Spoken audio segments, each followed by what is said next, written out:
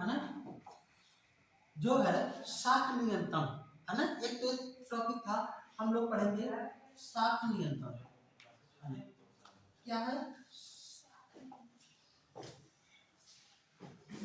शाख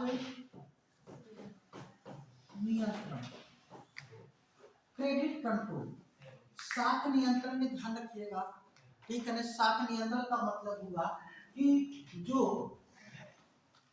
मार्केट में मुद्रा है, जो उसकी लिक्विडिटी है, तरलता है ना, बाजार में मुद्रा की मात्रा को विनियमित करना या नियमित करना ही क्या कहलाता है, शाख का नियंत्रण। ऐसा क्यों किया जाता है, ऐसा इसलिए किया जाता है कि जिससे कि बाजार में ना तो महंगाई आए और ना ही मंदी आए। और इसे नियंत्रण करने का कार्य कौन करता है, आरबीआई करती है। कौन करती है, आरबीआई। आरबीआई जो शाख का नियंत्रण करती है वो किन माध्यमों से करती है, एक कहलाता है नकद आरक्षण अनुपात। क्या है, नगद आरक्षण अनुपात, जिसे हम कहते हैं CR। क्या कहते हैं बेटा, CRR। दूसरा है सांविधिक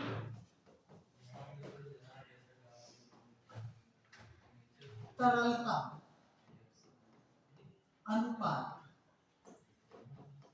जिसे हम कहते हैं, है ना, SCR, स्टेटरी लिक्विडिटी रेशियो, SCLR। फिर है आपका बैंक दर। क्या है, बैंक दर, जिसे हम कहते हैं बैंक रेट, ठीक है ना। ज्यादा हम लोग थोड़ा सा नाम सुनेंगे, समझते भी चलेंगे। फिर आप यहीं पे देखेंगे रिपो रेट। क्या है, रिपो रेट। फिर देखेंगे रिवर्स रिपो रेट।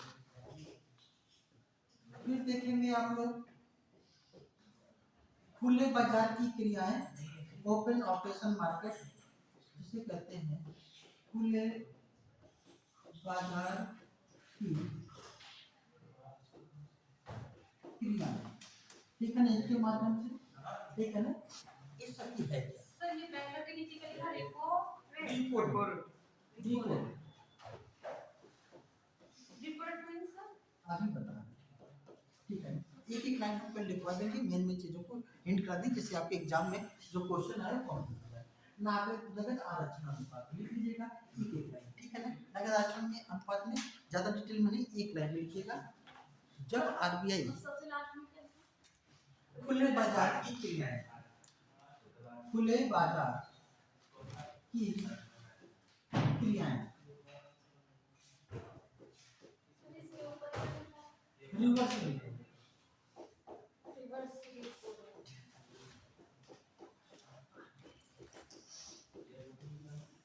ठीक है। चलिए, क्या एक एक लाइन लिखिएगा। आरबीआई जब जब जब व्यापारिक बैंकों को उनकी शाख का एक भाग अपने पास रखने के लिए आदेशित करते हैं। अपने पास, उनकी शाखा का एक भाग अपने पास मतलब ब्रैकेट में आरबीआई अपने पास रखने के लिए आदेशित करती है, रखने के लिए आदेशित करती है।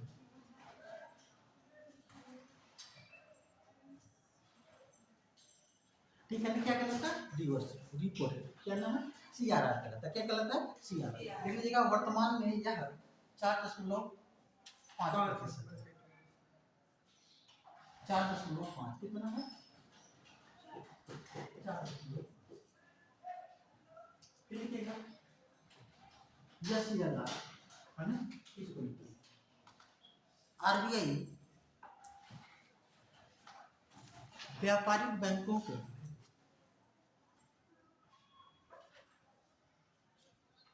उनकी शाख का एक निश्चित भाग, उनकी शाख का एक निश्चित भाग उन्हीं के ही पास, इसके व्यापारिक बैंकों में, उन्हीं के पास ब्रैकेट में व्यापारिक बैंकों के पास रखने के लिए आदेशित करती है।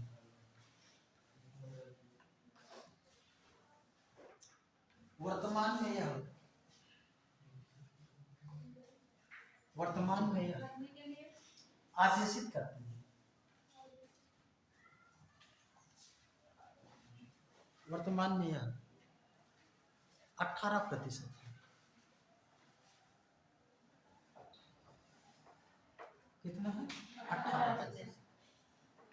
देखिएगा बैंक दर,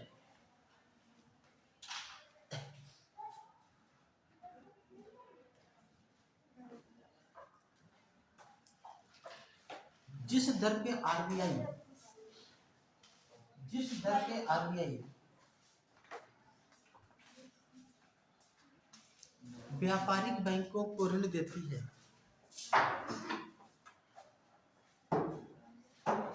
बैंक दर कहलाता है।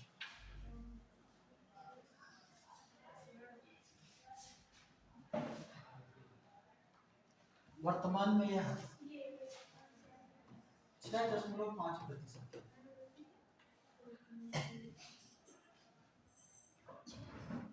6.5%, ठीक है ना, ध्यान रखिएगा। 5%। अब इन तीनों का प्रयोग कहाँ पे करती है, लिख लीजिएगा।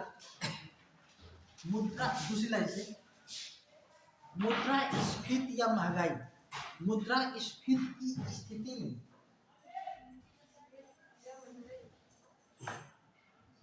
मुद्रास्फीति की स्थिति में आरबीआई इन तीनों में वृद्धि करती है। आरबीआई इन तीनों में वृद्धि करती है।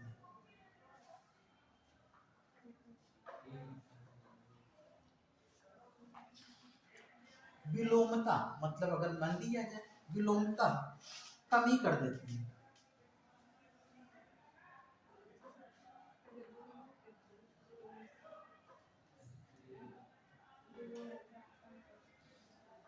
विलोमता क्या करती है? कमी करती है। ठीक है ना, मतलब महंगाई के नियंत्रित करने के लिए इसका प्रयोग, ठीक है ना, फिर लिख लीजिएगा। इनका प्रयोग आरबीआई महंगाई को या मुद्रास्फीति को,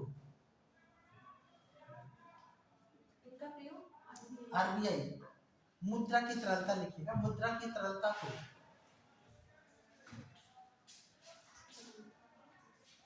को सही करने के लिए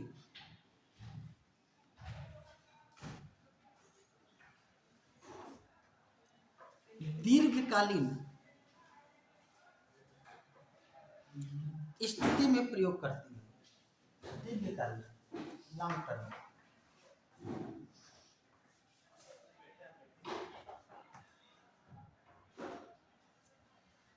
जबकि अल्पकालीन मुद्रा की तरलता को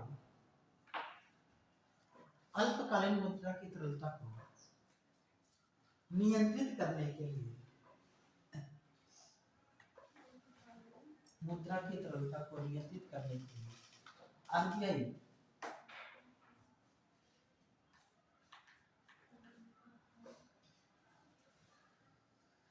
रिपो रेट,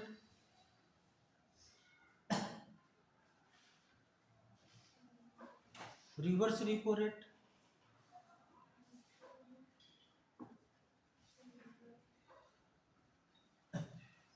और खुले बाजार की क्रियाओं में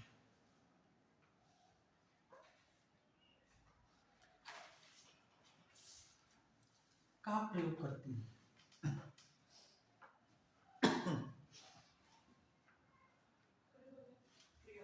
क्रियाओं का प्रयोग करती है। पॉइंट करके लिखिएगा। रिपो रेट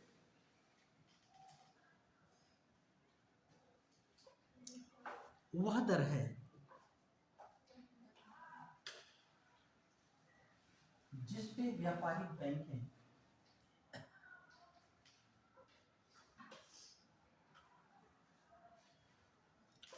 आरबीआई से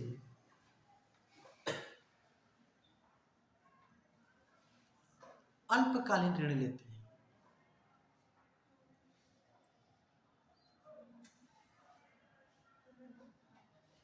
क्या लेती हैं?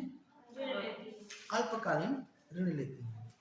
जबकि ऐसे लिखिएगा वर्तमान में, जबकि नहीं लिखिएगा, वर्तमान में यह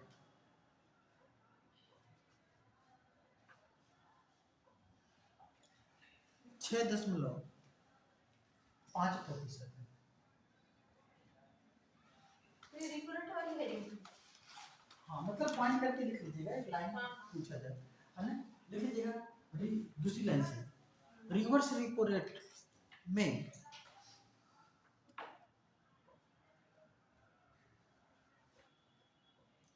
व्यापारिक बैंकें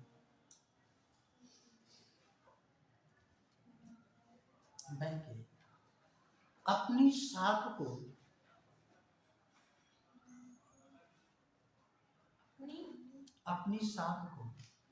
आरबीआई के पास रखती हैं,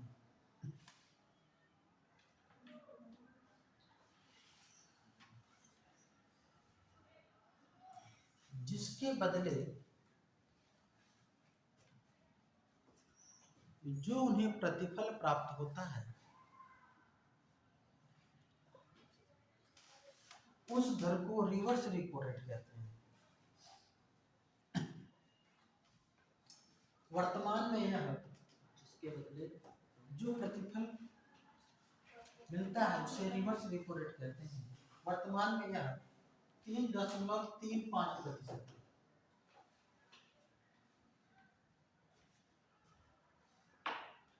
ठीक, कितना है? 3.35। ये भी हो गया, ये भी हो गया। ठीक है। खुले बाजार की क्रियाएं, खुले बाजार की क्रियाओं में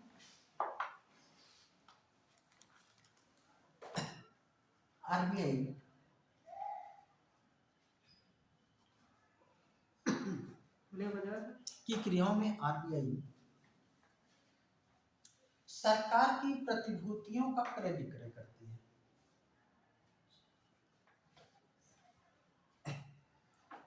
सरकार की प्रतिभूतियों का क्रय विक्रय करती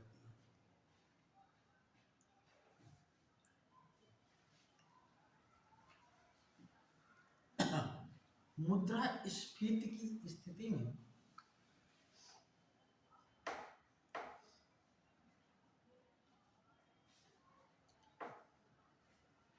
सरकारी प्रतिभूतियों का विक्रय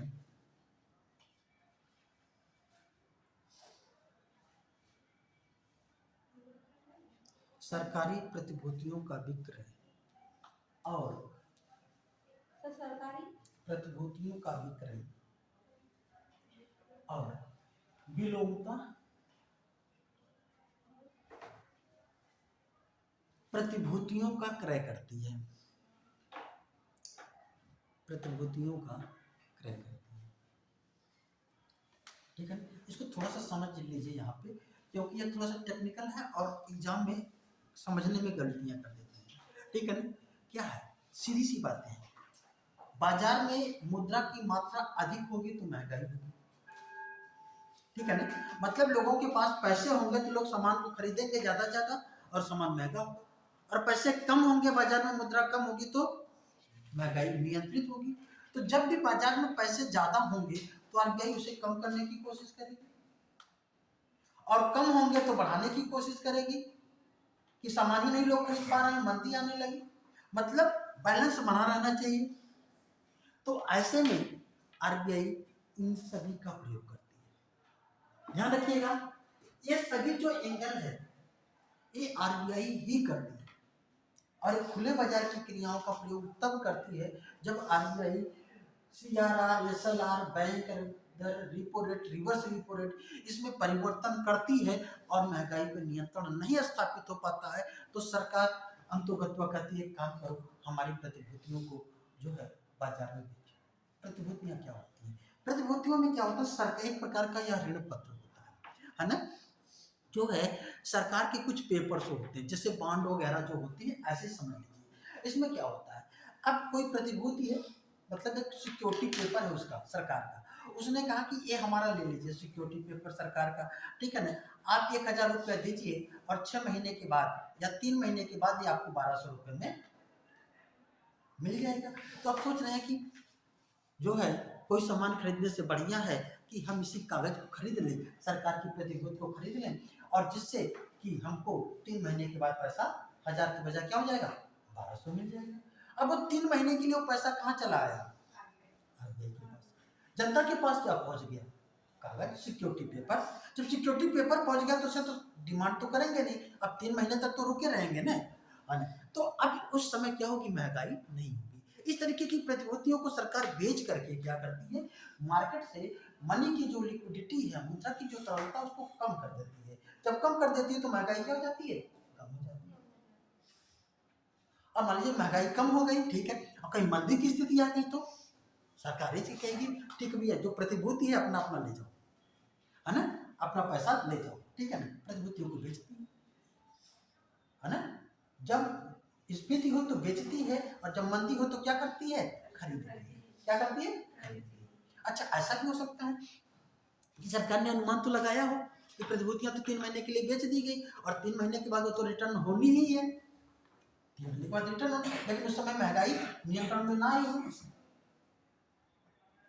और प्रतिभूति लोग फिर अपना ले लेंगे। अब तो अभी तो 1,000 रुपया, अब तो 1,200 रुपये उनके पास पहुंच जाएंगे, तो महंगाई बढ़ा देंगे ना, बहुत तेजी से महंगाई बढ़ सकती है, क्योंकि महंगाई बढ़ने की प्रवृत्ति हो रही है, क्योंकि जिस सामान की कीमत बढ़ रही है उस सामान का उत्पादन ज्यादा नहीं हो पाया, और उत्पादन हो गया 3 महीने में तो कोई दिक्कत नहीं। तो ऐसे में एक जो है ऑपरेशन सर आरबीआई चलाती है, जिसे कहते हैं स्वैप ऑपरेशन। क्या होता है स्वैप ऑपरेशन, लिख लीजिएगा, स्वैप ऑपरेशन लिख लीजिएगा। जब आरबीआई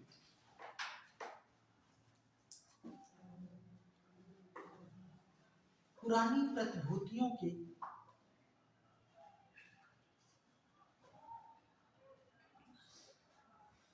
पुरानी प्रतिभूतियों को बेचकर उसी स्थान पर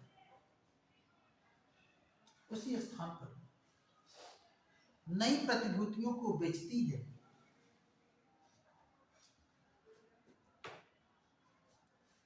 स्वैप ऑपरेशन कहलाता है। क्या कहलाता है, स्वैप ऑपरेशन।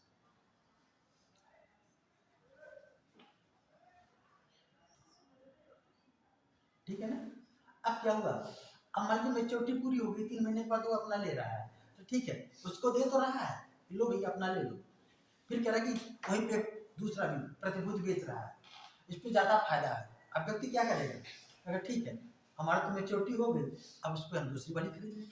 जब ये मतलब कि केवल कागज को स्वरूप बदल जाएगा, लेकिन फिर पैसा कहाँ पे, बैंकों के माध्यम से आरबीआई के पास पहुंच जाएगा। तो इसे क्या करते हैं, इस प्रक्रिया को स्वैप ऑपरेशन। ठीक, सिंपल भाषा में समझ गए होंगे, बस जो बातें हैं उसको नोट करते जाइएगा, ठीक है ना। ये आरबीआई की कार्य है, ठीक है। अब हिंट डालिएगा, भारत में, अच्छा वित्तीय संस्थान लिखा है आप लोगों को, देखिएगा, भारत में वित्तीय संस्थाएं, अन्य वित्तीय संस्थाएं डालेंगे, अन्य वित्तीय संस्थाएं,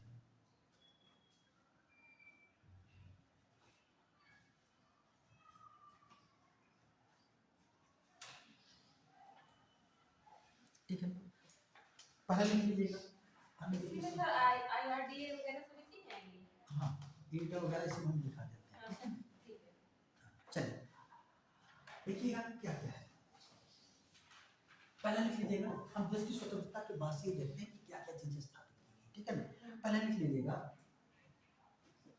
IFCI, है ना, industrial finance corporation of India, English में लिखा देना, है ना। इसे कहेंगे भारतीय औद्योगिक, है ना, वित्त निगम,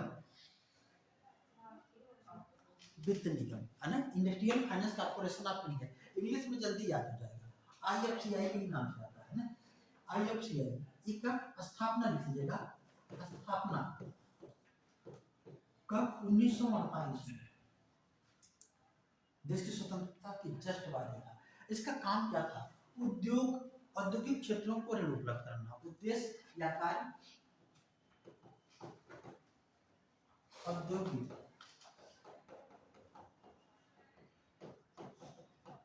क्षेत्र को ऋण उपलब्ध कराना। औद्योगिक क्षेत्र को क्या कराना? ऋण उपलब्ध कराना। ठीक है ना। देश की स्वतंत्रता की बात तुरंत हमारे देश में एक इंडस्ट्रियल पॉलिसी बनी थी। हमने देश की पहली औद्योगिक नीति कब बनी थी? तो भी कब बनी थी? 1948 में। कहीं नोट भी कर लीजिएगा, पहली औद्योगिक नीति कब बनी थी? 1948 में। ये 1948 में जब औद्योगिक नीति बनी, इसी औद्योगिक नीति में हुआ कि उद्योगों के विकास के लिए पैसे कहाँ से आएंगे, तो उसी समय IFCI की स्थापना की गई थी कब? 1948 में। ये उद्योगों को क्या देता था? ऋण देता था। ठीक है ना। चलिए फिर दूसरा लिखिएगा ICICI industrial credit and investment corporation of India. है क्या लिखेंगे? इंडस्ट्रियल क्रेडिट एंड इन्वेस्टमेंट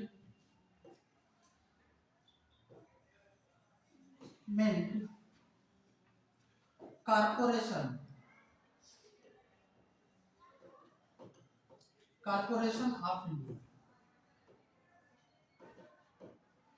ठीक है ना। कब इसकी स्थापना हुई थी? इंडिया स्थापना 1955 में। कार्य क्या था? उद्योगों को वित्त उपलब्ध कराना। कार्य उद्योगों को वित्त उपलब्ध कराना।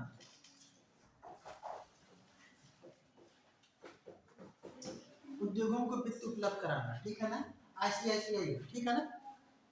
ये क्या हुआ? इसने 1998 से निजी क्षेत्र के रूप में, निजी बैंक के रूप में काम करने लगा। क्या है? निजी बैंक के रूप में कार्य करने लगा, है ना। और ध्यान रखिएगा 2002 में, कब? 2002 में, है ना, यूनिवर्सल बैंक के रूप में काम कर रहा था। यूनिवर्सल बैंक के रूप में काम करना।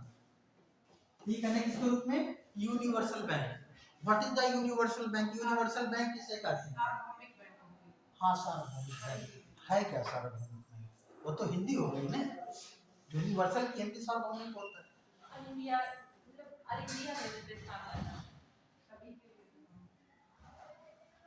ठीक है।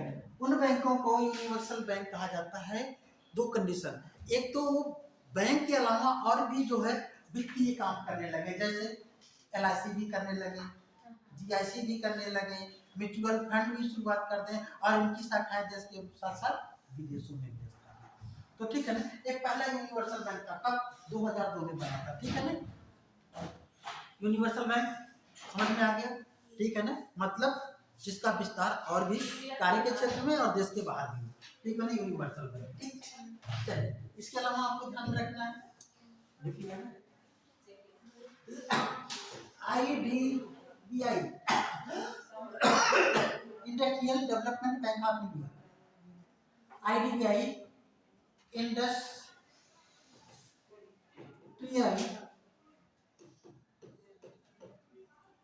डेवलपमेंट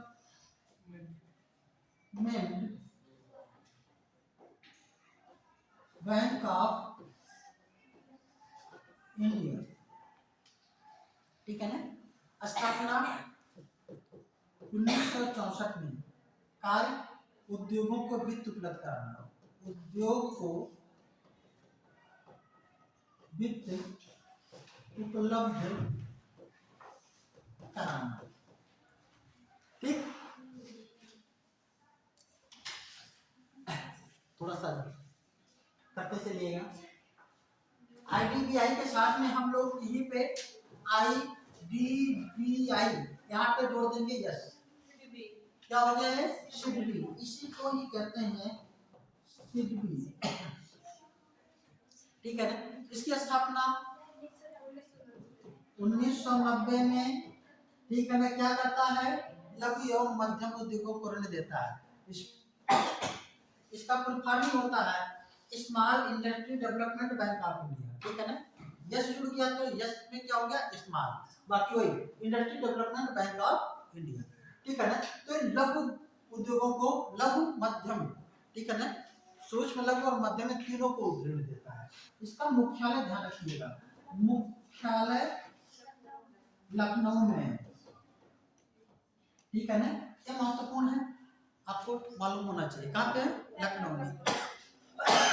आगे बढ़े, तो इसका उद्देश्य क्या था हमने, ऋण देना, ठीक है ना, किन उद्योगों को, सूक्ष्म लघु और मध्यम, और इसका मतलब और बाकी बचा कौन, बड़े उद्योग, भारी उद्योग जिसे कहते हैं, उनको अब ऋण कौन देगा, और बाकी जो संस्था है वो देंगी। ये छोटे उद्योगों को ऋण देने के लिए इसकी स्पेशल स्थापना की गई, ठीक है ना, हो गया। यहीं पे देखिएगा यहाँ पे एग्जिम बैंक आता है, एक एग्जिम बैंक है, ठीक है ना। एग्जिम बैंक ये वास्तव में बैंक नहीं था, बैंक तो था export and import bank, export हाँ एंड नहीं वो एक्सेस वाला है, इंपोर्ट बैंक, ठीक है ना। ये कब बनाता है, आप लिख सकते हैं आयात और निर्यात बैंक, तो ऐसे लिख लीजिएगा, आयात और निर्यात बैंक कब बना था, 1982 में। कब बना था बेटा, 1982 में, ठीक है ना।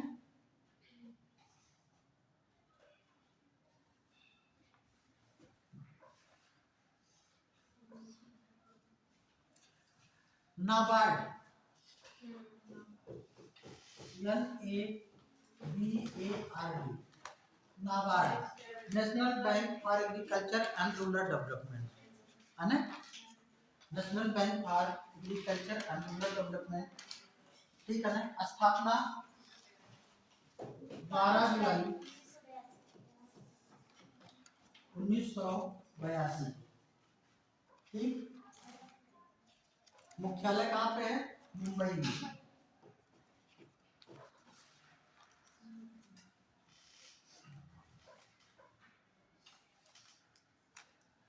स्थापना की गई थी तो 5,000 करोड़ रुपए से, कितने, 5,000 करोड़ की पूंजी से।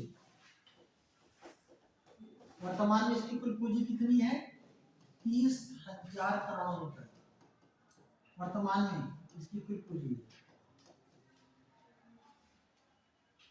ठीक है ना। कितनी है, 30,000, पहले कितनी थी, 5,000 थी, ठीक है ना।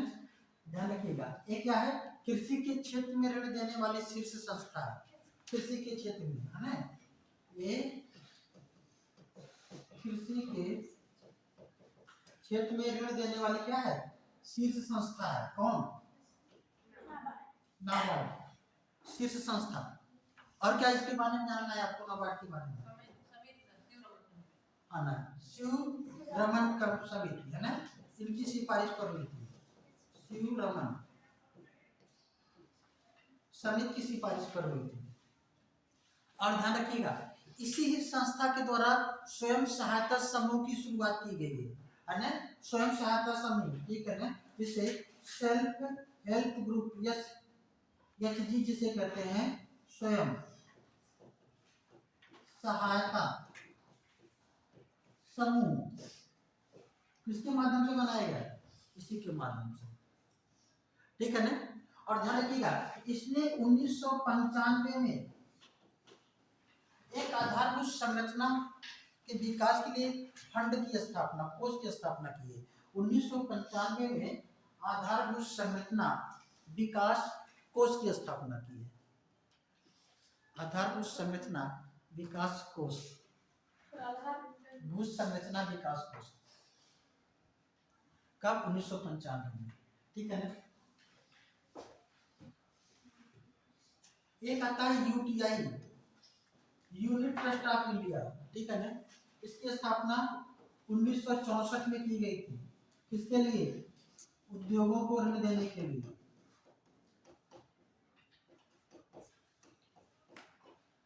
ऋण देने के लिए,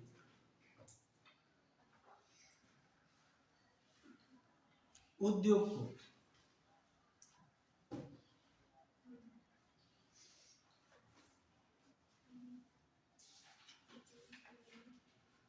और ध्यान रखिएगा, ये सब संस्थाएं तो ऋण देने के लिए काम करती ही थी, है ना।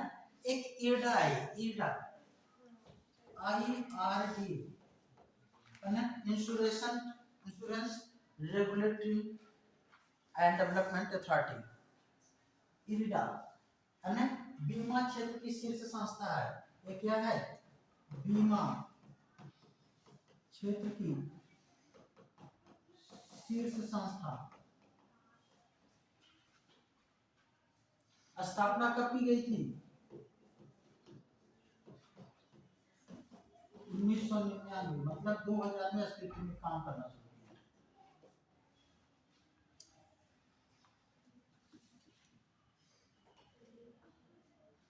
ट्राई किसकी संस्था है? शीर्ष संस्था try, telecom regulatory authority of India, ठीक है ना, ट्राई, तो telecom regulatory authority of India, try. ये क्या है? टेलीकॉम की शीर्ष संस्था, क्या लेते नहीं, लिख लीजिएगा, टेलीकॉम की शीर्ष संस्था,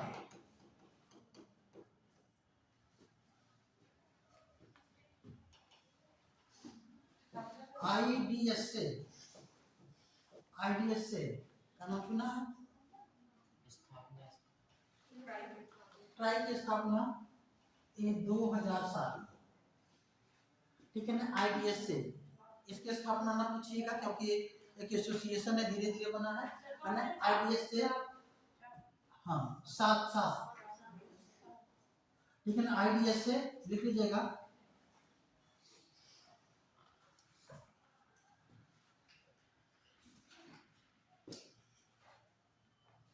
इनडायरेक्ट सेलिंग एसोसिएशन है, ठीक है ना, इनडायरेक्ट सेलिंग एसोसिएशन, जिससे इनडायरेक्ट जो सेलिंग है, जो नेटवर्किंग जो संस्थाएं हैं, ठीक है ना, जो इस समय चल रही हमारे देश में, उनकी है, ठीक है ना, लिख लीजिएगा,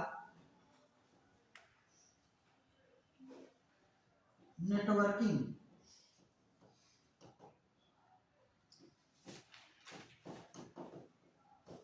क्षेत्र की शीर्ष संस्था, भी सरकार के द्वारा नहीं, इनका खुद का है, सेल्फ का है, शीर्ष संस्था, सरकार इसको अप्रूवल भी दे रही है, इससे जुड़ी हुई है, ठीक है ना, IDSA। अच्छा, यहीं पे आप सेबी को देख लीजिएगा, SEBI, security exchange board of India, security exchange board of India, कल्पना, स्थापना 1988 में, राष्ट्रीयकरण 1992 में, कब? 1992 में। वित्त बाजार की शीर्ष संस्था है, वित्त बाजार मतलब शेयर बाजार वगैरह सब इसी से भी नियमित होता है, वित्त बाजार की शीर्ष संस्था, राष्ट्रीय का 1992 में। हाँ सर,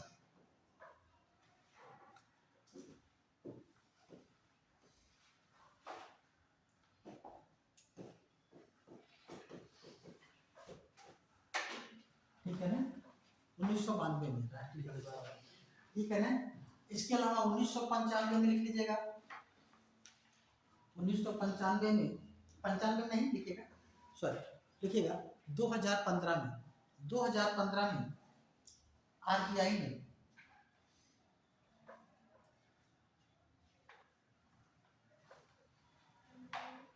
2015 में RBI ने देश में भुगतान बैंकों को कार्य करने की अनुमति दी, भुगतान बैंकों को कार्य करने की अनुमति दी। वर्तमान में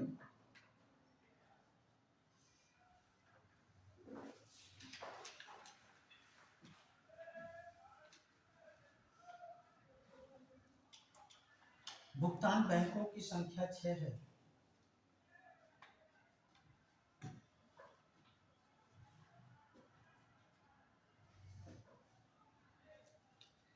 देश का पहला भुगतान बैंक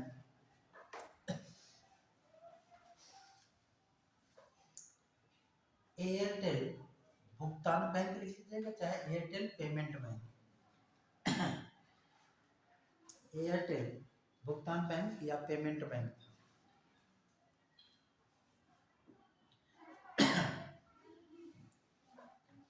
मुख्यालय इसका मुंबई में। ये जो यूपी में है उसको ध्यान रखिएगा, इसमें नहीं लिखेंगे, लघु बैंकों में लिखाएंगे यूपी वाले को, ठीक है। चलिए उसको लिखिएगा लघु बैंक। लघु बैंक, लघु bank, small banks, small banks लिख लीजिएगा। आरबीआई ने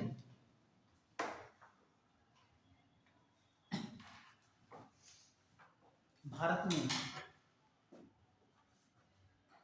स्मॉल बैंकों को कार्य करने की अनुमति 2016 में दी।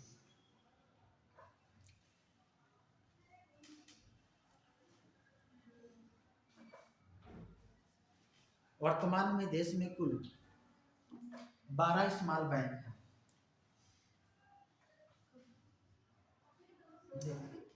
हाँ, 2016 में देश में कुल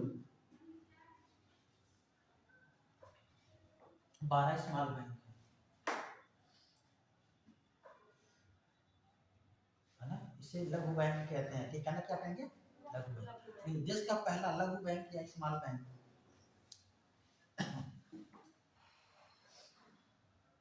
तो देश का पहला लघु बैंक कौन सा है?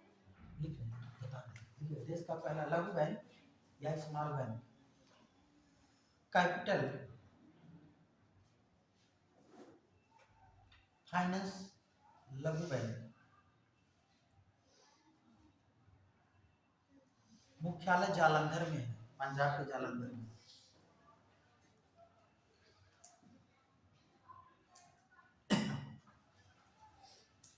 दूसरी लाइन लिखिए, उत्कर्ष लघु बैंक का मुख्यालय उत्तर प्रदेश में है। ये पूछा गया। उत्कर्ष लघु बैंक, इसका मुख्यालय कहाँ पे है? उत्तर प्रदेश के वाराणसी में है।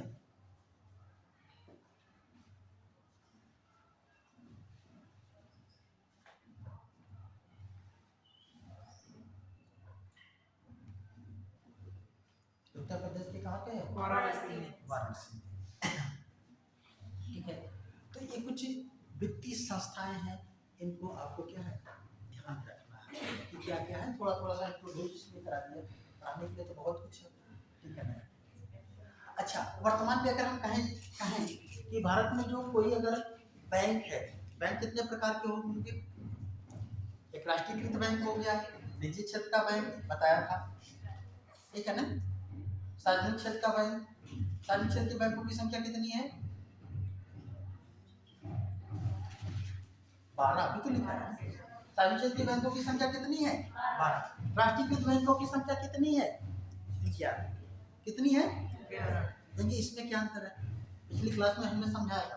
राष्ट्रीयकृत बैंक उन बैंकों को कहा जाता है जिनकी कुल पूंजी को सरकार के द्वारा एक बार पूर्ण रूप से अधिग्रहित कर लिया गया और बाद में उसमें निजी निवेश की अनुमति दी गई। उन बैंकों को कहा जाता है राष्ट्रीयकृत बैंक। क्या कहा जाता है?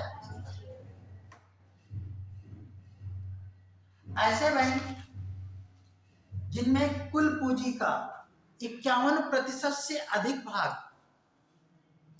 सरकार के हाथों में हो और 51% से कम भाग निजी क्षेत्रों में हो, तो उसे क्या कहते हैं?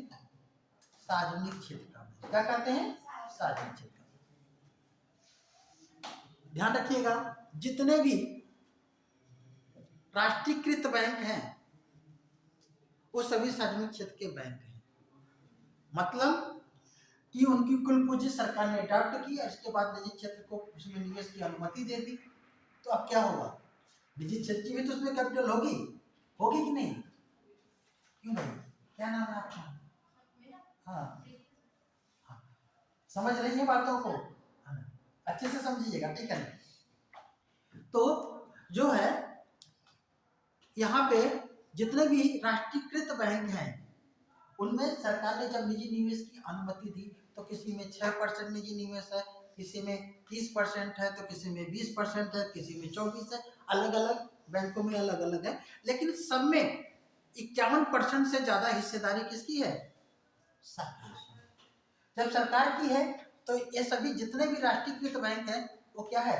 राष्ट्रीयकृत की तो उस पर तो डिफिनेशन पे आते ही हैं, साथ में वो सभी सार्वजनिक क्षेत्र के बैंक के भी डिफिनेशन में शामिल हैं, तो उन्हें क्या है? सार्वजनिक क्षेत्र का बैंक कहा जाता है।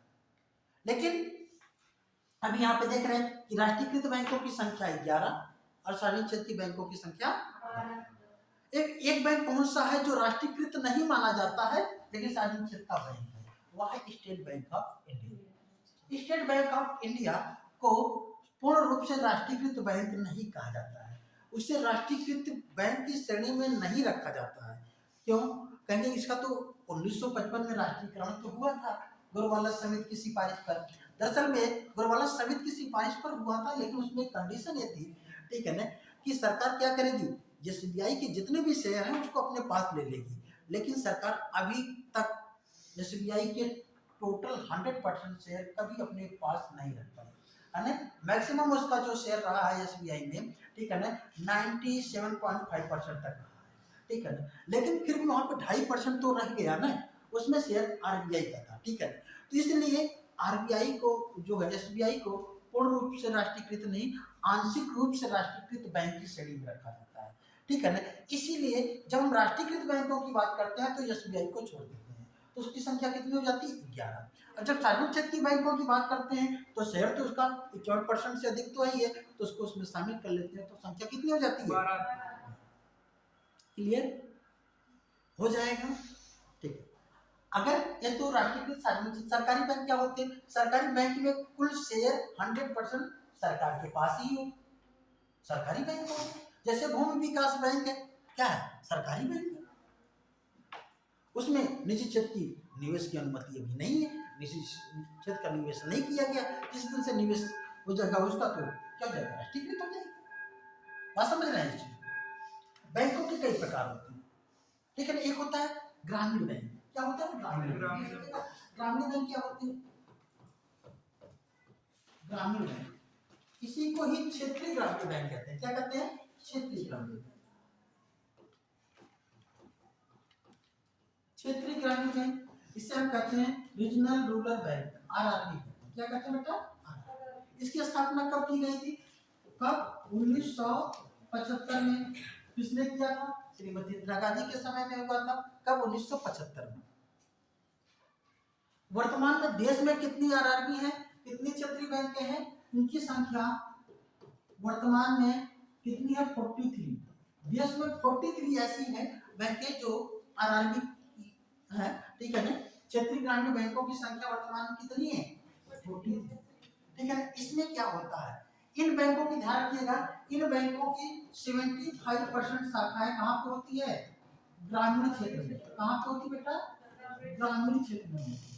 इनका जो मुख्य काम होता है ग्रामीण क्षेत्रों को वित्त उपलब्ध कराना। कहाँ क्या करना? वित्त उपलब्ध करना। कमाना कम होता है, ऋण उपलब्ध कराना ज्यादा होता है, ठीक है ना। अच्छा, इसमें तो पैसा कहाँ से आता है? फाइनेंस कहाँ से आता है ना? लिख लीजिएगा वित्त। कहाँ पे?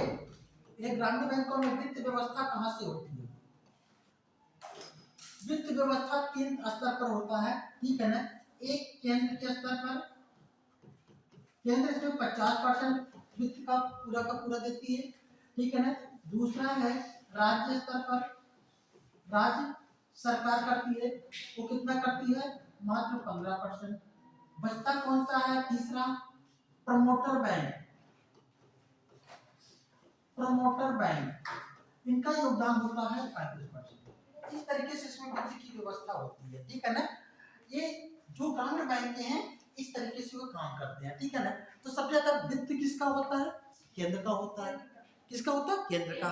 दूसरे स्थान पर प्रमोटर बैंक का है और तीसरे स्थान पर कौन है? राज्य सरकार का है, ठीक है ना। किसका है? राज्य सरकार का। वर्तमान में कितनी संख्या है इनकी?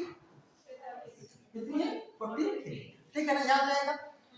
चलिए इसमें कितनी पूंजी किसका लगा हुआ है। आप लोग देखते होंगे कभी कभी कुछ ऐसे ग्रामीण बैंक होते हैं जहाँ पे लिखा होता है पंजाब नेशनल क्षेत्रीय ग्रामीण बैंक लिखा होता है ना, या एसबीआई क्षेत्रीय ग्रामीण बैंक या यूनियन क्षेत्रीय ग्रामीण बैंक, मतलब किसी बैंक के नाम के साथ लिखा होता है। उस बैंक के नाम के साथ जब लिखा होता है तो बैंक क्या होती है, वो उसके प्रमोटर के रूप में काम करती है। ठीक है ना, बात समझ में आई, उतना पैसा वो भी लगाती है। क्लियर हो गया।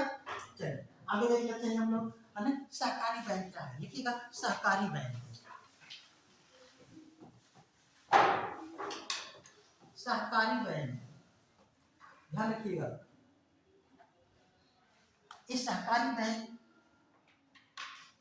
इनमें ध्यान रखें, इनमें जो पूंजी का निवेश होता है, पूंजी का निवेश यही महत्वपूर्ण है। ठीक है ना, पूंजी का निवेश, ठीक है ना, किस अनुपात में, 50:50, मतलब एक केंद्र और एक किसका है, राज्य। इनका मेन उद्देश्य क्या होता है, उद्देश्य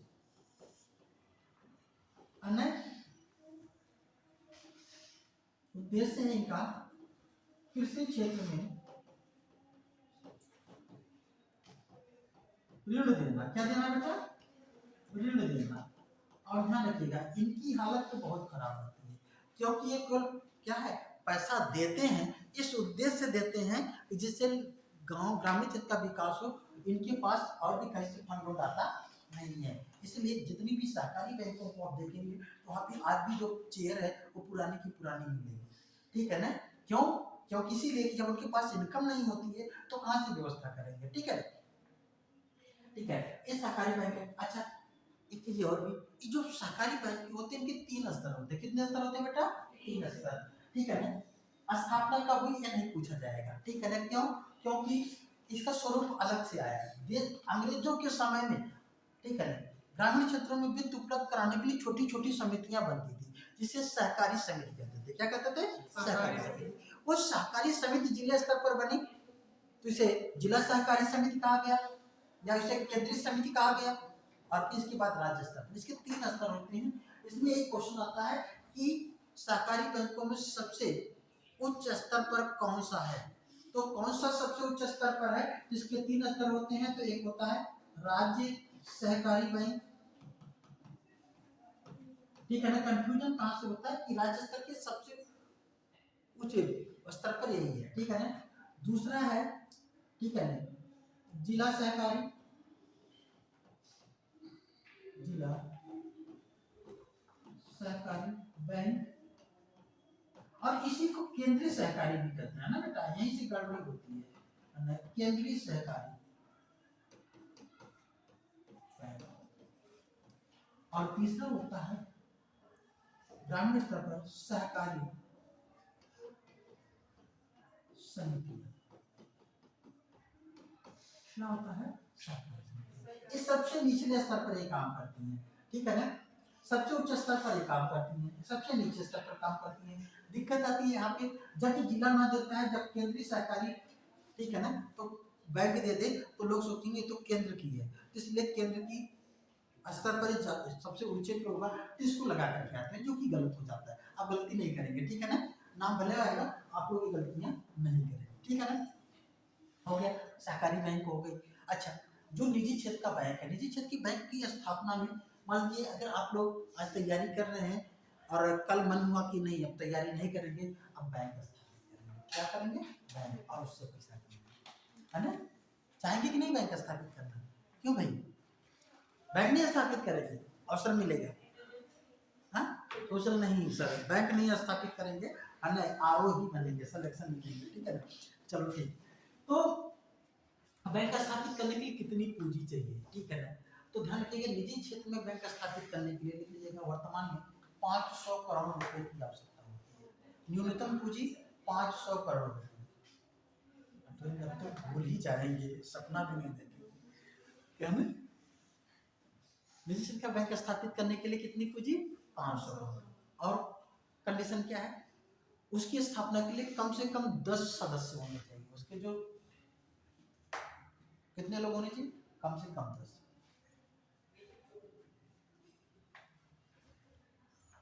और कौन स्थापित कर सकता है? ऐसी संस्था जो निजी कंपनी के तहत या कंपनी अधिनियम के तहत रजिस्टर्ड है या पंजीकृत है। ऐसी संस्था जो कंपनी अधिनियम के तहत पंजीकृत है।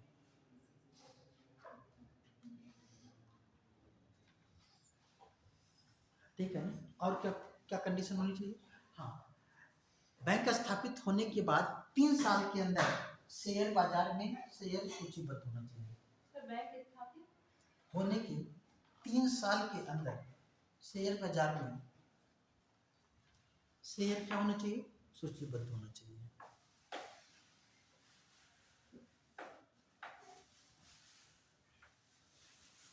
शेयर बाजार में सूचीबद्ध होना चाहिए।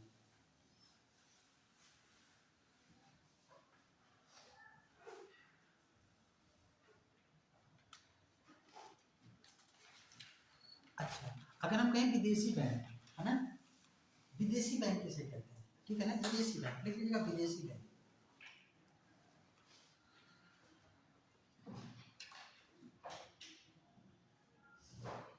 विदेशी बैंक मतलब जो विदेशों से हमारे देश में स्थापित होते हैं, है ना। लिख लीजिएगा, भारत में स्थापित होने वाला पहला विदेशी बैंक चार्टर्ड बैंक था। कौन सा था बेटा? Chartered bank.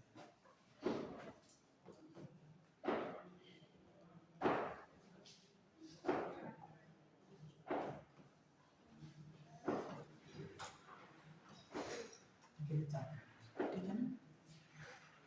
अच्छा, विदेशी बैंक स्थापित होने के लिए क्या है? अच्छा, कितनी संख्या होगी इस समय? लीजिए, इस समय भारत में विदेशी बैंकों की संख्या 44 है।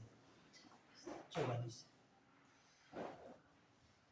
सिटी बैंक है, सिटी बैंक का नाम सुना आपको? बड़े बड़े शहरों में सिटी बैंक क्या है? विदेशी बैंक, ठीक है ना, अमेरिका का। ठीक है, कितनी जो है कंडीशन क्या है? मेन चीज ये है कि सिटी बैंक भारत में कैसे स्थापित हो सकते हैं, है ना। लिख लीजिएगा, सिटी बैंक का स्थापित करने हेतु आवश्यक शर्त क्या? 44 है ना। विदेशी बैंक का स्थापित करने के लिए आवश्यक शर्त क्या है? सबसे पहले न्यूनतम पूंजी 500 करोड़ रुपए हो।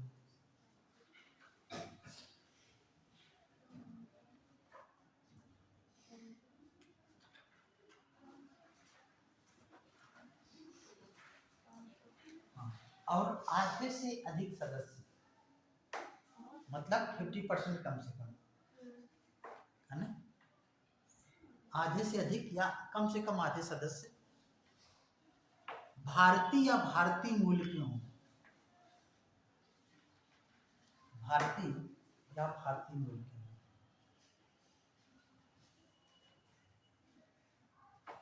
भारतीय और भारतीय मूल में क्या अंतर है? चाहे बाहर रह रहे हो, लेकिन वो यहाँ के लोग जो बाहर जाके रहने लग जाए, यहाँ पे नागरिकता नहीं, नागरिकता वहाँ की मिले और यहाँ के उससे क्या कहेंगे? भारतीय मूल है। Very good. उससे क्या कहेंगे? भारतीय मूल के। मतलब ऐसे भारतीय जो भारत की नागरिकता ग्रहण ना किए हों और वो विदेशी नागरिक हों, ठीक है ना, विदेशी नागरिकता प्राप्त कर ली हो, वो क्या कहलाएंगे? भारतीय मूल के। और भारतीय कौन कहलाएंगे? जो विदेशों में रह रहे हों लेकिन नागरिकता भारत की ही हो, वहाँ की नागरिकता ग्रहण नहीं की हो, उसे क्या कहेंगे? भारतीय। ठीक है।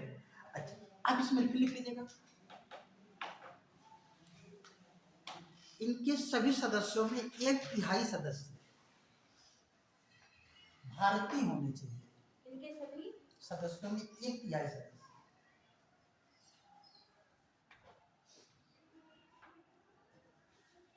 क्या होने चाहिए? भारतीय,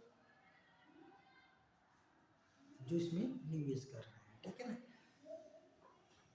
ठीक होने चाहिए जो इनमें निवेश करें।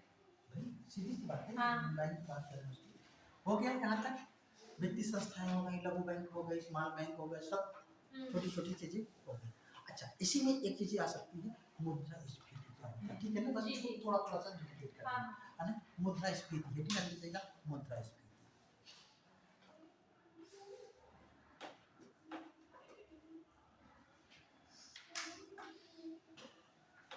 क्या है?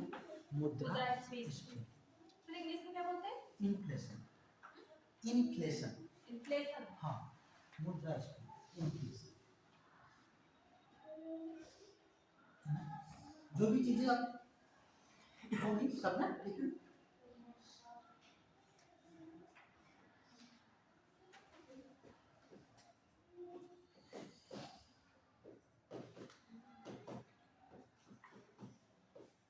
मुद्रास्फीति क्या कहते हैं? इन्फ्लेशन। क्या कहते हैं बेटा? इन्फ्लेशन। इन्फ्लेशन, मुद्रास्फीति, महंगाई, ठीक है ना।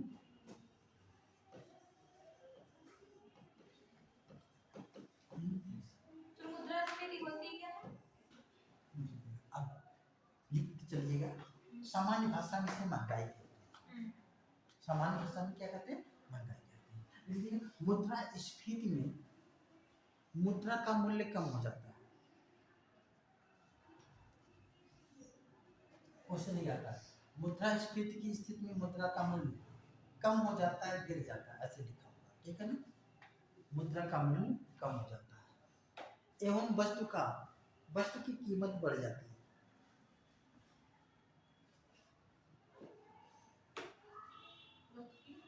कीमत बढ़ जाती है।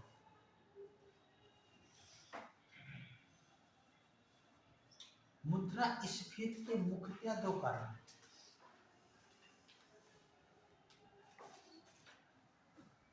मुख्यतः क्या है? दो कारण। एक लिख लीजिएगा, मांग के कारण मुद्रास्फीति, मांग के कारण मुद्रास्फीति,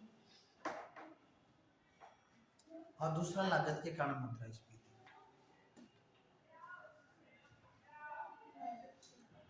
लागत के कारण मुद्रास्फीति। अच्छा, अब ध्यान रखिएगा, एक तो मांग प्रभावित कर रहा है, ठीक है ना। अच्छा, मांग के कारण मुद्रास्फीति कैसे कैसे आएगी? ठीक है ना, लिख लीजिएगा, मांग के कारण मुद्रास्फीति में क्या क्या लिख सकते हैं, ठीक है ना। मतलब जिससे कि वस्तु की डिमांड बढ़ जाए। अगर वस्तु की डिमांड बढ़ जाएगी तो सप्लाई कम रहेगी, तो उसका मूल्य क्या हो जाएगा? बढ़ जाएगा। ये कौन कौन से कंडीशन हो सकते हैं, देख लीजिएगा। आय में वृद्धि, पहला कारण क्या हो सकता है? आय में वृद्धि।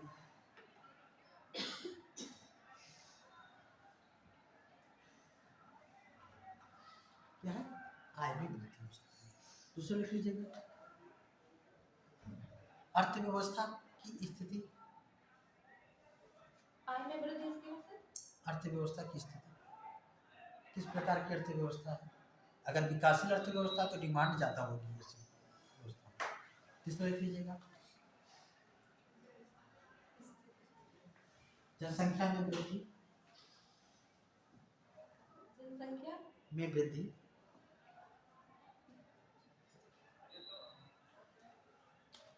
वस्तु के उत्पादन में कमी,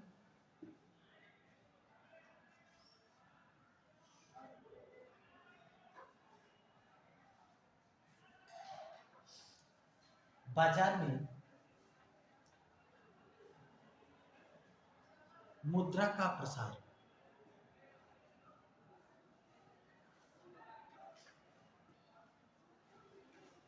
मुद्रा का प्रसार, ध्यान रखिएगा, मुद्रा का प्रसार कब कहते हैं? जब बाजार में लिक्विडिटी बढ़ जाती है तो क्या कहते हैं? मुद्रा का प्रसार। और जब बाजार से लिक्विडिटी कम हो जाती है तो उसे कहते हैं मुद्रा का संकुचन। क्या कहते हैं? संकुचन। संकुचन का मतलब कम हो जाना, प्रसार का मतलब बढ़ जाना, ठीक है ना। ये सभी उसकी। फिर लागत के कारण लीजिएगा, लागत के कारण मुद्रास्फीति में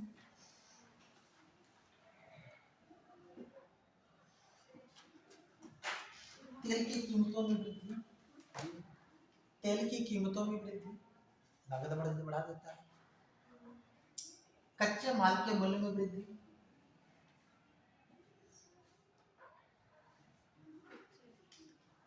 कच्चे माल के मूल्य में वृद्धि, कच्चे माल की कीमतों में वृद्धि। कच्चे माल की कीमतों में वृद्धि लिख लीजिएगा या मूल्य में वृद्धि, जो लिख लीजिएगा। अच्छा, क्या मुद्रास्फीति नुकसानदायक होती है, फायदेमंद होती है? दोनों होती है। कैसे दोनों होती है बताइए? एक सीमित मात्रा तक अगर महंगाई है तो अर्थव्यवस्था के लिए अच्छा माना जाता है। सीमित मात्रा से अधिक है महंगाई तो अर्थव्यवस्था के लिए अच्छा नहीं है। ठीक है ना। अर्थशास्त्रियों के अनुसार उन्होंने कहा कि अगर अर्थव्यवस्था में, ठीक है, कहा कितना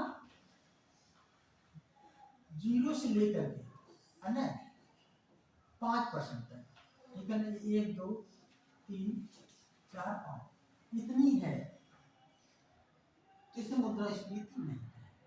जब 5 के ऊपर हो जाए, 6 7 8 9 10 11 12, ये मुद्रास्फीति। बड़ा एक फिगर बना लीजिए, सब समझ में ऐसे बना लीजिए, 1 2, समझा देते हैं, इसी पे आप लोगों को दिमाग में समझ में आ जाएगा।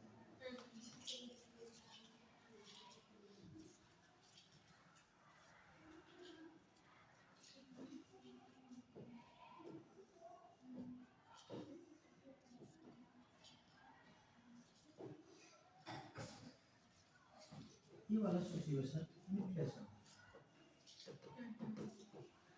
इसे कहते हैं मुद्रास्फीति।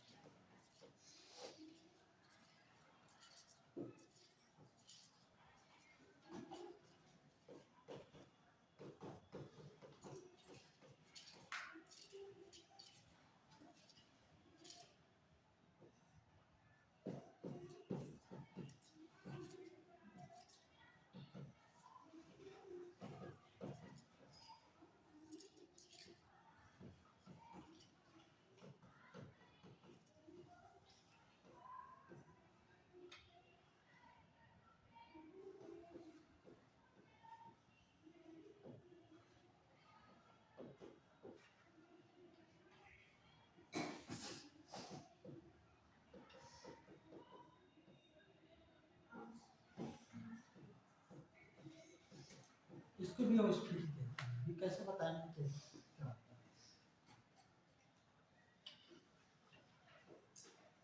इंग्लिश शब्दों को याद रखें क्योंकि ज्यादा अच्छा है।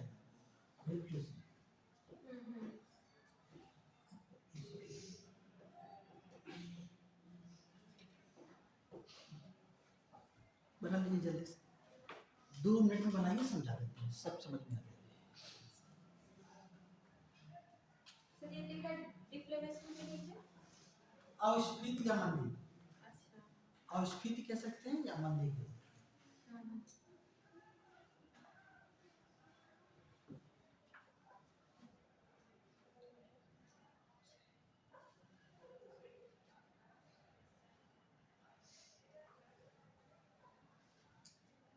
समझ में आ गया।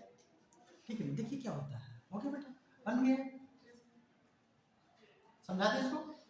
देखिए, ये कहा गया कि अगर 0 से लेकर के 5% तक अगर महंगाई है तो महंगाई नहीं है।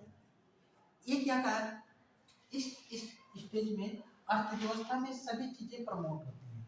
किसके लिए प्रमोट होती हैं? महंगाई कभी भी नुकसानदायक ज्यादा नहीं होती है। क्यों? क्योंकि ध्यान रखें, अगर ये लिमिट में है तो जब मुद्रास्फीति होती है, महंगाई होती है, तो अर्थव्यवस्था के सभी क्षेत्रों में विकास होता है। कैसे? जैसे मान लीजिए महंगाई है या मुद्रास्फीति है, क्या बेटा? मुद्रास्फीति। मुद्रास्फीति की स्थिति में क्या होगा? वस्तु की कीमत बढ़ेगी, भाई वस्तु की कीमत बढ़ेगी। जब वस्तु की कीमत बढ़ेगी तो जो उत्पादन कर रहा है तो उसको अच्छा पैसा मिल रहा होगा, तो क्या होगा? प्रेरित होगा किसके लिए? उत्पादन करने के लिए। इसका मतलब मुद्रास्फीति से उत्पादन में क्या होगा? उत्पादन में वृद्धि होगी। अगर उत्पादन में वृद्धि होगी तो उस उत्पादन को करने के लिए लोगों की आवश्यकता होगी। इसका मतलब कि मुद्रास्फीति से उत्पादन बढ़ा और जब लोगों की आवश्यकता होगी तो लोगों को उसमें रोजगार मिलेगा, तो क्या कहेंगे? रोजगार में क्या होगी? अगर रोजगार में वृद्धि होगी तो बेरोजगारी में क्या होगी? बेरोजगारी में क्या होगी? कमी।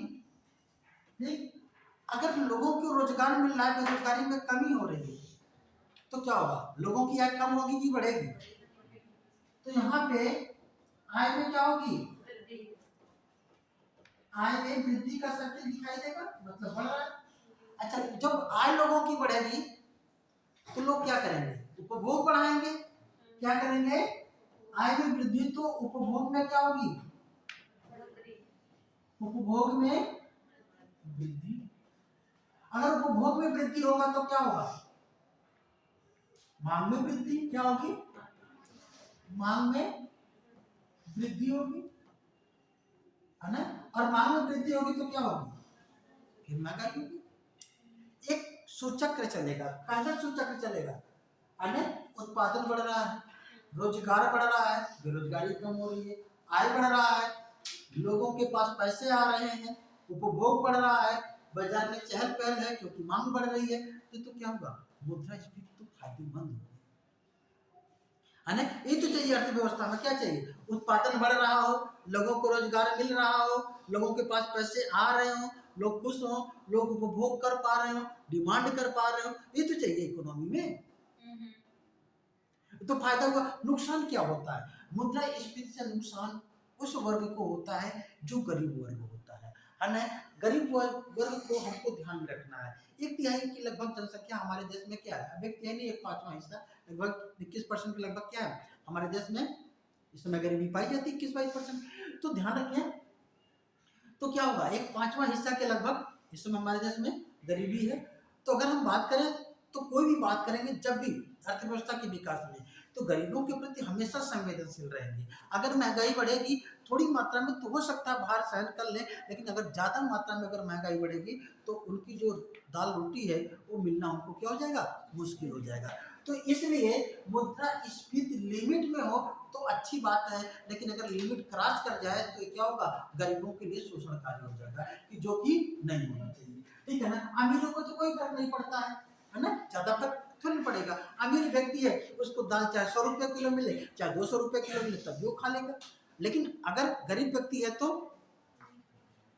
उसके दाल में पानी की मात्रा बढ़ जाएगी ना। तो इसको हमको ध्यान रखना है। ठीक है, चलिए, अगर हमने कहा कि इतना अगर है तो कोई दिक्कत नहीं है। इसके ऊपर जगह है, इसके अगर ऊपर है तो क्या है?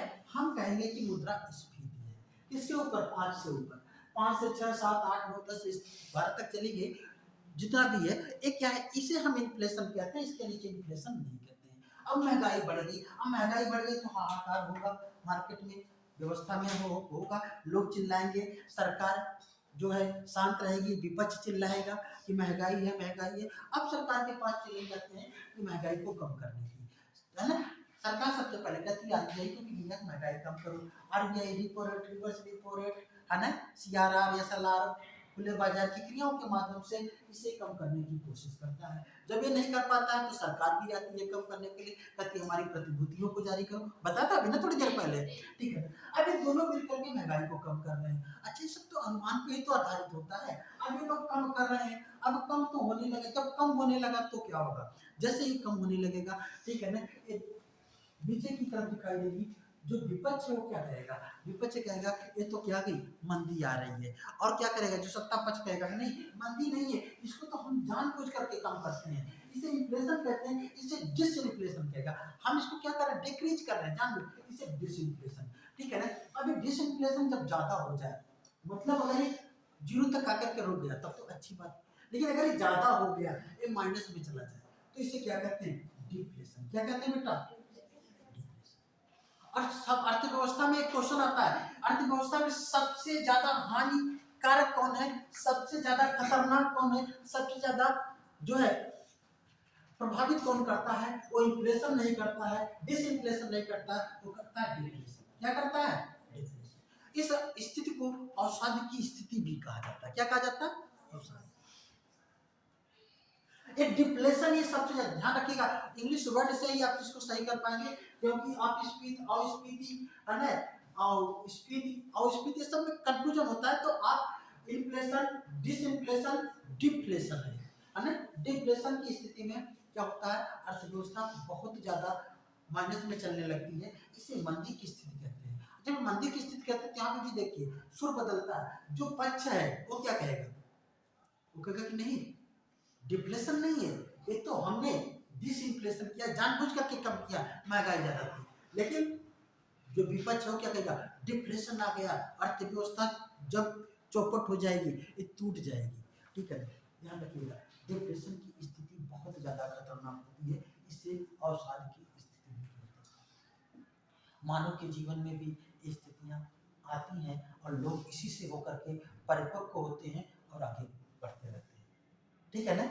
ध्यान रखिएगा, कभी कभी आपकी भी लाइफ में है ना, कभी खूब उफान आता है, फिर अवरोध होता है, फिर बहुत ज़्यादा दिक्कत हो जाती है, फिर थोड़ा सा संभल करके फिर आगे बढ़ते हैं, ऐसे तो होता है। और कभी कभी तो किसी किसी की लाइफ में ये चारों पांचों स्थितियां एक ही दिन में दिखाई देती हैं। सब चीजें, सुबह तो खूब उमंग था, दोपहर तक अवरोध उत्पन्न हुआ, शाम तक डिप्रेशन में आ गए और फिर रात में सो गए किसी तरीके से, फिर सुबह जो है उमंग की स्थिति में आ गए। लेटर उसको छोड़ दीजिए, डिप्रेशन की स्थिति होती है। डिप्रेशन अर्थव्यवस्था जब फिर बहुत गर्त में चली जाए तो इस स्थिति को कहते हैं, और फिर या तो नष्ट हो जाएगी, और नष्ट होने के बाद ही फिर से उसका रिकंस्ट्रक्शन किया जाएगा, मतलब फिर उसमें सुधार होगा। जब अर्थव्यवस्था में सुधार की प्रवृत्ति पाई जाती है, मतलब मंदी की स्थिति से जब वो बाहर निकलती है स्फीति की तरफ बढ़ने की, तब उसे क्या कहते हैं? अपस्फीति। थोड़ा सा वो बढ़ रहा है, ये अपस्फीति होकर के 1 तक चला जाए, 5 तक चला जाए, कोई दिक्कत नहीं, ठीक है ना, यहाँ तक, या फिर अगर इसके ऊपर चला जाएगा तो फिर क्या हो जाएगी?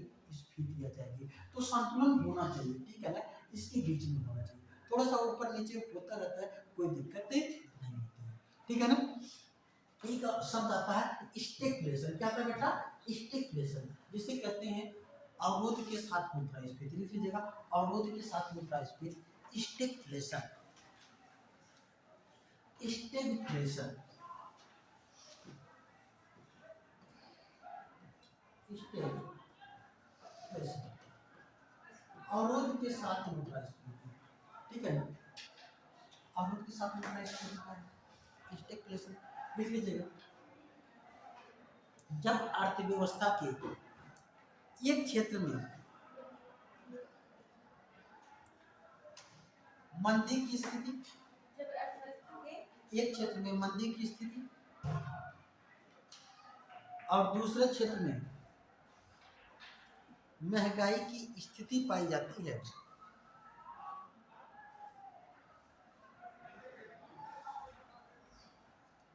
स्टेगफ्लेशन कहलाता है।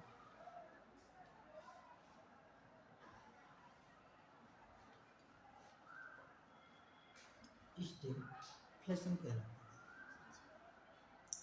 एक तरफ तो क्या है, एक क्षेत्र में तो वस्तुएं कोई खरीदने वाला नहीं है, और दूसरे क्षेत्र में क्या है, दूसरी वस्तुएं क्या अत्यंत महंगी हो रही है, दोनों चीजें दिखाई देती है, ठीक है ना। लिख लीजिएगा, यह स्थिति विकासशील देशों में पाई जाती है,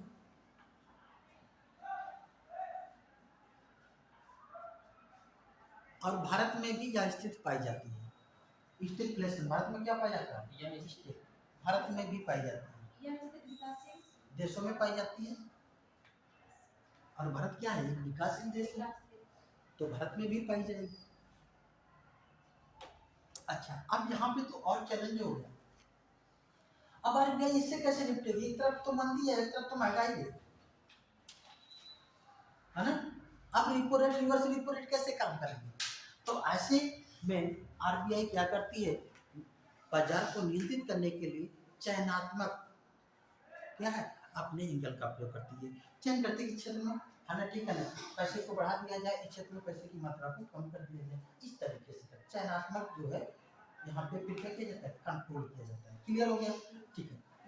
मुद्रास्फीति के प्रभाव क्या होते हैं, महंगाई के क्या प्रभाव होते हैं? लिख लीजिएगा प्रभाव, जल्दी जल्दी चलिएगा। प्रभाव,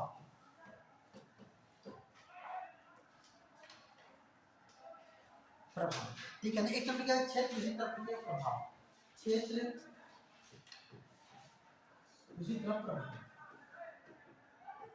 ठीक है ना।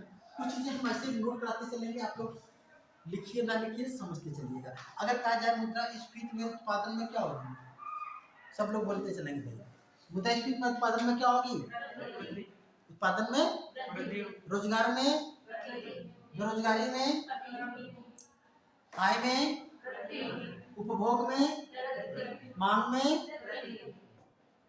ये सब बढ़ेगा, और नुकसान कहाँ पे होगा? अब ये कहा जाता है मुद्रास्फीति स्थिति में पेंशन प्राप्तकर्ता, पेंशन प्राप्तकर्ता को क्या होगा, लाभ या हानि?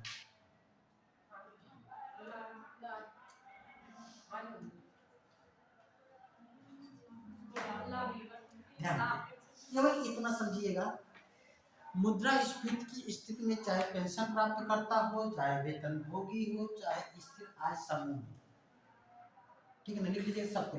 पेंशन प्राप्तकर्ता, हाँ उसी क्षेत्र में लिखिएगा, पेंशन प्राप्तकर्ता, वेतनभोगी, स्थिर आय समूह, वेतनभोगी, स्थिर आय समूह, इन लोगों को क्या होगा, नुकसान होगा। क्या होगा, हानि। क्या होगी, हानि। कैसे हानि होगी, हानि इसलिए होगी क्योंकि उनको पेंशन उतना ही मिलेगा, वेतन भोगी को वेतन उतना ही मिलेगा, किसी की आय फिक्स है तो उतनी ही आय रहेगी, लेकिन अगर वस्तु की कीमत बढ़ जाएगी तो ज़्यादा वस्तुओं को खरीद नहीं पाएगा, तो इसको क्या होगी, हानि होगी नहीं। ठीक, फिर लिख लीजिएगा, सार्वजनिक व्यय में, सार्वजनिक व्यय, सार्वजनिक व्यय में क्या होगी, वृद्धि होगी। सार्वजनिक व्यय में वृद्धि। तो सार्वजनिक व्यय क्या है, सार्वजनिक व्यय उस व्यय को कहा जाता है जो जनता के ऊपर खर्च किया जाता है। अभी जनता को, जो गरीब जनता है उसके प्रोटेक्शन के लिए सरकार तरह तरह की योजनाएं चलाती है। उसे अभी खाद्यान्न दिया जाता है, 5 किलो अनाज दिया जाता है, महंगाई ज़्यादा बढ़ जाएगी तो चैलेंज ज़्यादा आ जाएंगे, तो सरकार को क्या करना पड़ेगा, दबाव बनेगा, गरीबों के लिए खाना, खाद्यान्न की मात्रा में वृद्धि करनी पड़ेगी। होगा कि नहीं, तो क्या होगा, खर्च बढ़ेगा कि कम होगा, बढ़ जाएगा।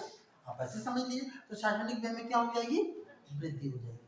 चलिए, अगर हमें कहें ऋण प्राप्तकर्ता को, ऋणदाता को, ठीक है ना, लिख लीजिएगा, ऋणदाता को, जिसने किसी को कर्ज दिया है, ऋणदाता को हानि,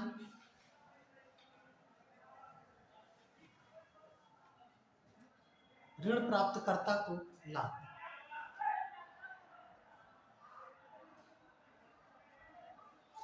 मतलब इसे कहते हैं ऋणदाता और ऋणी कहते हैं, ठीक है ना।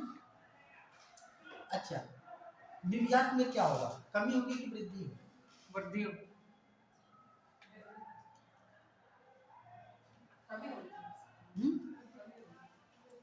निर्यात में क्या हो जाएगी, कमी हो जाएगी। भाई हम निर्यात किसी चीज को बाहर क्यों बेचते हैं, क्योंकि हमको अच्छा मूल्य मिले।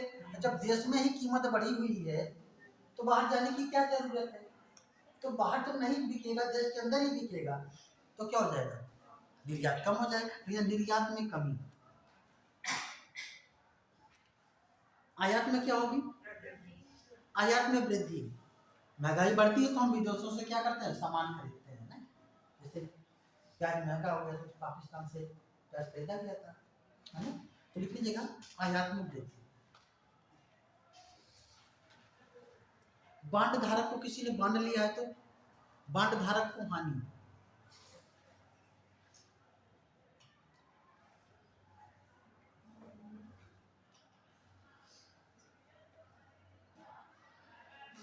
ठीक है ना, अब लीजिएगा दूसरी लाइन से, ठीक है ना, मुद्रास्फीति के मापक, 2 लाइन लेकर के खत्म करते हैं। मुद्रास्फीति के मापक,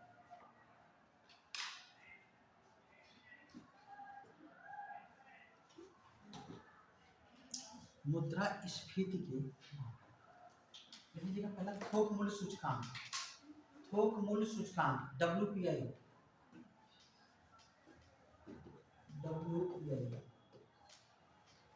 है ना, होलसेल प्राइस इंडेक्स, है ना, इसमें लिख लीजिएगा। इसका आधार वर्ष 2011-12 है।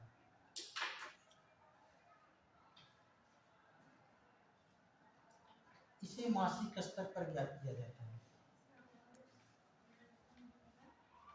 11-12, इसे मासिक स्तर पर ज्ञात किया जाता है, इसे मासिक स्तर पर। इसमें सबसे ज्यादा भार विनिर्माण क्षेत्र की वस्तुओं पर दिया गया है। सबसे ज्यादा भार विनिर्माण क्षेत्र की वस्तुओं पर दिया जाता है।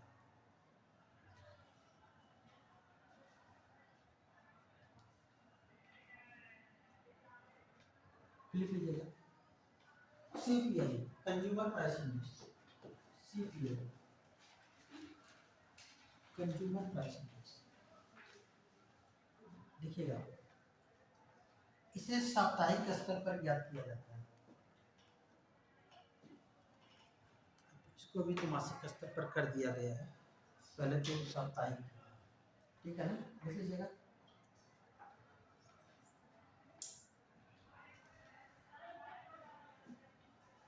इसे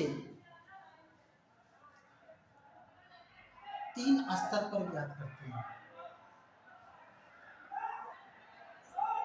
जो इस प्रकार है। 3 स्तर पर ज्ञात करते हैं, जो इस प्रकार है। राष्ट्रीय उपभोक्ता मूल्य सूचकांक, दूसरा राष्ट्रीय उपभोक्ता मूल्य सूचकांक, दूसरा राष्ट्रीय उपभोक्ता मूल्य सूचकांक, मूल्य, हाँ, दूसरा शहरी उपभोक्ता मूल्य सूचकांक, शहरी उपभोक्ता मूल्य सूचकांक, हाँ, तीसरा है ग्रामीण उपभोक्ता मूल्य सूचकांक। इसमें लिख लीजिएगा इसका आधार वर्ष 2012 है।